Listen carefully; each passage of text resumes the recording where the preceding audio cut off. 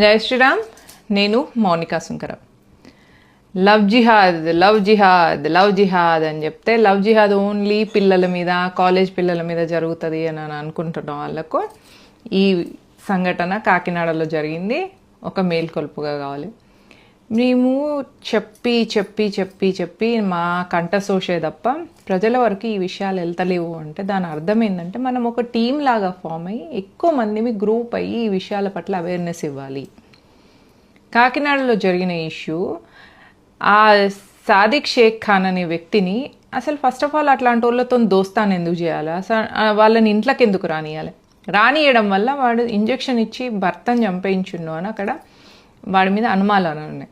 ఆ అనుమానాలు తక్కువైనట్టుగా భార్యను వేధిస్తున్నాడు. అంటే భర్త చనిపోయి కనీసం 2-3 నెలలు కూడా కాలేదు. ఆ భార్యను వేధిస్తూ మతం మార్చి పెళ్లి చేసుకొని ఆ ఆస్తిని కొట్టేయాలనే ఇంటెన్షన్ తప్ప అక్కడ వేరే ఇంటెన్షనే లేదు క్లియర్గా. అందుకే వాళ్ళను కనీసం ఎలక్ట్రిక్ పనులకు కూడా రానియకండి, వాళ్ళతోని ఏం పనులు చేయించుకోకండి, ఇళ్ళకు కొంపలకు వాళ్ళని రానియకండి, వాళ్ళతోని దోస్తానా చేయొద్దు అని చెప్తుంటే ఏకంగా ఫ్రెండ్షిప్లు చేసి ఫ్యామిలీ ఫ్రెండ్స్గా చేసుకుంటే వాళ్ళలో మంచి వాళ్ళు ఉంటారు అని మీ ఒపీనియన్ కావచ్చు.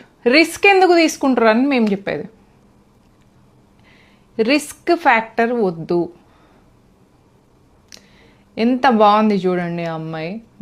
ఆమె భర్తను చంపేసి, పాయిజన్ ఇంజెక్షన్తో భర్తను చంపేసి దాంతో వాళ్ళు ట్రబుల్లో ఉన్నప్పుడు ఆమెను బలవంతంగా మతం మార్పించి ప్రయత్నం చేస్తూ, ఆ మతం మార్పించే ప్రయత్నంలో ఆస్తిని కొట్టేయాలన్న ఇంటెన్షన్ తప్ప ఇక్కడ ఇంకేమున్నది?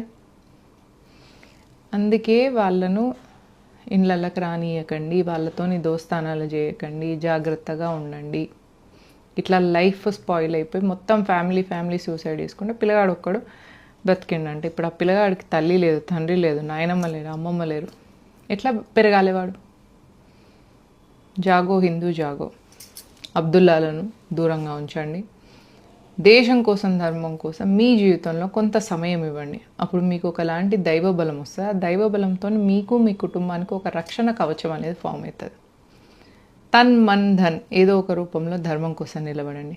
తన్ మన్ ధన్ ఏదో ఒక రూపంలో దేశం కోసం సమయం ఇవ్వండి.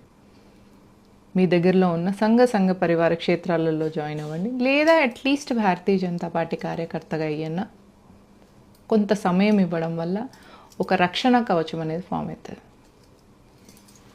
జై హింద్, జై భారత్.